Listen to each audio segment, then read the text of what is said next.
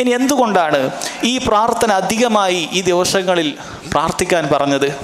പണ്ഡിതന്മാർ പറയുന്നു 3 കാരണങ്ങൾ കൊണ്ടാണ്. 3 കാരണങ്ങൾ കൊണ്ടാണ് ഈ പ്രാർത്ഥന പ്രത്യേകമായി, അഥവാ അഫുവിനെ ചോദിക്കുക എന്നുള്ള കാര്യം പ്രത്യേകമായി നബി സല്ലല്ലാഹു അലൈഹി വസല്ലം തിരഞ്ഞെടുത്ത് നമ്മെ പഠിപ്പിച്ചത്. ഒന്നാമത്തെ കാര്യം സഹോദരങ്ങളെ, നമുക്കറിയാം റമളാനിലെ എല്ലാ രാത്രിയിലും അല്ലാഹു സുബ്ഹാനഹു വ തആല ഒരു വിഭാഗം ആളുകളെ, നരകത്തിലേക്ക് പോകേണ്ടതായ ഒരു വിഭാഗം ആളുകളെ രക്ഷപ്പെടുത്തിക്കൊണ്ട് സ്വർഗത്തിലേക്ക് അല്ലാഹു സുബ്ഹാനഹു വ തആല അവരെ മാറ്റുന്നതായിരിക്കും. അഥവാ അവരുടെ അമലുകൾ കാരണത്താൽ അവർ നരകത്തിലേക്ക് പോകേണ്ടവരായിരുന്നു. പക്ഷെ അള്ളാഹുവിൻ്റെ മഹത്തായ ഫദ്ൽ കാരണത്താൽ അള്ളാഹു അവരെ സ്വർഗത്തിലേക്ക് പ്രവേശിപ്പിക്കുകയാണ്. അതുകൊണ്ട് ആ കൂട്ടത്തിൽ നമ്മളും പെടാൻ വേണ്ടി അല്ലാഹു തആലയോട് ചോദിക്കുന്നതാണ് നമ്മുടെ പാപങ്ങളൊക്കെ പുറത്തു തരാൻ. പാപങ്ങൾ പൊറുക്കുന്ന റബ്ബേ, നീ മാപ്പാക്കി തരണം, നീ മാപ്പാക്കി തരണം. അങ്ങനെ മാപ്പാക്കി ആ സ്വർഗപ്രവേശനത്തിന് അർഹമാകുന്ന രൂപത്തിൽ എന്നെ നീ മാറ്റിയിട്ട് ആ കൂട്ടത്തിൽ നീ ഉൾപ്പെടുത്തണം എന്നൊരു തേട്ടം ഇതിലുണ്ട്. നമ്മൾ പ്രാർത്ഥിക്കുന്ന സമയത്ത് ഇത് നമുക്ക് ബോധ്യം വേണം. നമ്മളൊക്കെ എങ്ങോട്ടാണ് പോകുക എന്ന് നമുക്ക് ആർക്കും അറിയുകയില്ല. നമ്മുടെ അമലുകൾ കൊണ്ട് ഒരിക്കലും നമുക്ക് സ്വർഗത്തിൽ പ്രവേശിക്കാൻ സാധിക്കുകയുമില്ല. അല്ലാഹു തആലയുടെ മഗ്ഫിറത്ത് വേണം, അല്ലാഹു തആലയുടെ ഫദ്ൽ വേണം, അവൻ്റെ ഔദാര്യം വേണം. അതുകൊണ്ട് നമ്മൾ മാപ്പിരക്കുകയാണ്. അല്ലാഹു ധാരാളം പാപങ്ങൾ വന്നു പോയിട്ടുണ്ട്, നീ അത് ഞങ്ങൾക്ക് പുറത്തു തരയണമേ എന്ന് നമ്മൾ ആത്മാർത്ഥമായി പ്രാർത്ഥിക്കുകയാണ്. രണ്ടാമത്തെ കാരണം സഹോദരങ്ങളെ, നമ്മൾ ഇന്നലെ മനസ്സിലാക്കി ലൈലത്തുൽ ഖദർ എന്ന പേര് വരാനുള്ള മറ്റൊരു കാരണമെന്ന് പറയുന്നത് അത് നിർണയത്തിൻ്റെ രാത്രി എന്നാണ്.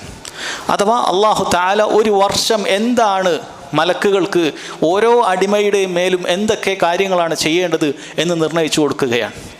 ആരൊക്കെ എന്തൊക്കെ അമലുകൾ ചെയ്യണം, ആരൊക്കെ ജനിക്കണം, ആരൊക്കെ മരിക്കണം, ഓരോരുത്തരുടെയും മസീറത്ത്, അവൻ്റെ ലക്ഷ്യസ്ഥാനം എന്തായിരിക്കണം എന്ന് അല്ലാഹു തആല വീണ്ടും അത് ലൗഹുൽ മഹ്ഫൂദിൽ എഴുതിയ കാര്യം വീണ്ടും ഒന്നുകൂടി രേഖപ്പെടുത്തുന്ന ഒരു രാത്രിയാണ് ലൈലത്തുൽ ഖദർ. ഇതെല്ലാ വർഷവും നടക്കുന്നുണ്ട്. അങ്ങനെയുള്ള സമയത്ത് അല്ലാഹു തആല ഈ വരാനിരിക്കുന്ന വർഷം നമുക്ക് എന്തെല്ലാമാണ് എഴുതിയത് എന്ന് നമുക്കറിയുകയില്ല. ചിലപ്പോഴൊക്കെ നമുക്ക് ഇഷ്ടകരമല്ലാത്ത, നമുക്ക് നല്ലതല്ലാത്ത, നമുക്ക് തൃപ്തിയില്ലാത്തതായ കാര്യങ്ങളൊക്കെ ഉണ്ടായേക്കാം. നമ്മൾ അല്ലാഹു തആലയോട് ചോദിക്കുകയാണ്, അല്ലാഹുവേ, നിൻ്റെ മഹത്തായ ഫദ്ൽ കൊണ്ട് അതൊക്കെ നീ മാപ്പാക്കിയിട്ട് നീ അതൊക്കെ ഞങ്ങൾക്ക് ഇല്ലാതാക്കി നൽകണം, ഞങ്ങൾക്ക് ഖൈറ് മാത്രം നീ വിധിക്കണം എന്ന് അല്ലാഹുവിനോട് പ്രാർത്ഥിക്കുകയാണ്. പണ്ഡിതന്മാർ പറയുന്നു, ഇങ്ങനെയുള്ള ദുആകൾ കൊണ്ട് അല്ലാഹു തആല ഒരു വർഷത്തേക്ക് എഴുതുന്ന ഇത്തരം കാര്യങ്ങളിൽ മാറ്റമുണ്ടാകാം. അതിനുവേണ്ടി നമ്മൾ പ്രാർത്ഥിക്കുകയാണ്. മൂന്നാമത്തെ കാര്യം സഹോദരങ്ങളെ, നമ്മൾ ധാരാളമായി അമലുകൾ ചെയ്യുന്ന ഒരു സമയമാണ് ഈ അവസാനത്തെ 10 രാവുകൾ എന്ന് പറയുന്നത്. നമ്മൾ എത്ര തന്നെ അമലുകൾ ചെയ്താലും ആ അമലുകളൊന്നും തന്നെ മതിയാവുകയില്ല, അതിൽ കുറവുകളുണ്ടാകും എന്ന് നമ്മൾ അംഗീകരിച്ചുകൊണ്ട് അല്ലാഹുവേ മാപ്പാക്കി തരണം, എനിക്ക് ഇത്രയേ ചെയ്യാൻ സാധിക്കുന്നുള്ളൂ, ഞാൻ എത്ര തന്നെ കഷ്ടപ്പെട്ട് ചെയ്താലും ഞാൻ ചെയ്യുന്നത് വളരെ കുറവാണ്, ആ കുറവ് ആയിട്ടുള്ള അമലുകൾ തന്നെ ഇത് സ്വീകരിക്കപ്പെടുമോ എന്ന് എനിക്കറിയുകയില്ല, അതിലെത്രമാത്രം ഇഖ്ലാസ് ഉണ്ട് എനിക്കറിയുകയില്ല, ഞാൻ ആത്മാർത്ഥമായി പരിശ്രമിക്കുന്നുണ്ട്, ധാരാളം കുറവുകളാണ്. അങ്ങനെ അടിമ അവൻ ചെയ്യുന്ന ഇബാദത്തുകളൊന്നും തന്നെ അത് മതിയാവുകയില്ല, അള്ളാഹുവിൻ്റെ മാപ്പ് കൊണ്ട് മാത്രമേ അത് റബ്ബിൻ്റെ അടുക്കൽ സ്വീകരിക്കപ്പെടുകയുള്ളൂ എന്ന് ഏറ്റുപറയുകയാണ്. ഇതെല്ലാ ഇബാദത്തുകളിലുമുണ്ട് അല്ലേ? നമ്മൾ നിസ്കാരം കഴിഞ്ഞ ഉടനെ ആദ്യം എന്താണ് പറയുന്നത്? അസ്തഗ്ഫിറുല്ലാഹ്, അസ്തഗ്ഫിറുല്ലാഹ്, അസ്തഗ്ഫിറുല്ലാഹ് എന്നാണ്.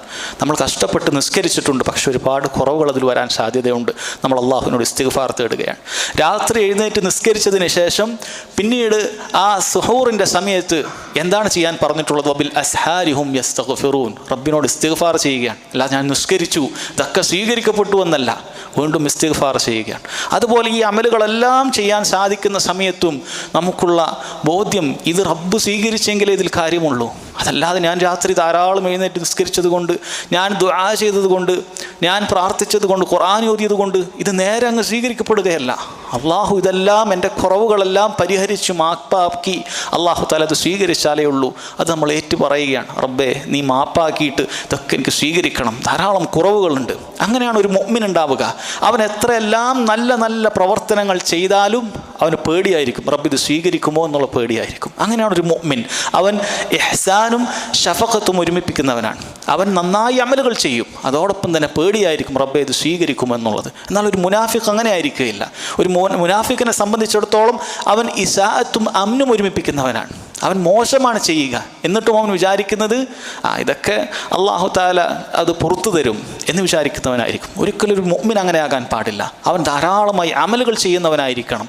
അതോടൊപ്പം തന്നെ ഇത് റബ്ബേ ഇതിൽ കുറവുകളുണ്ട്, നീ സ്വീകരിക്കണമെന്ന് റബ്ബിനോട് തേട്ടമുണ്ടായിരിക്കണം. ഇത് സ്വീകരിക്കുകയില്ലേ എന്നുള്ള പേടി അത് ഉണ്ടായിരിക്കുകയും വേണം. ഇതുകൊണ്ടാണ് നമ്മൾ ധാരാളമായി അല്ലാഹുമ്മ ഇന്നക അഫ്വുൻ തുഹിബ്ബുൽ അഫ്വ ഫഅഫു അന്നി എന്ന് പ്രാർത്ഥിക്കാൻ പറയുന്നത്. അതുകൊണ്ട് തന്നെ സഹോദരങ്ങളെ, ഇത് ധാരാളമായി പ്രാർത്ഥിക്കുക. ഇതിൻ്റെ ഖൈർ വളരെ വലുതാണ്.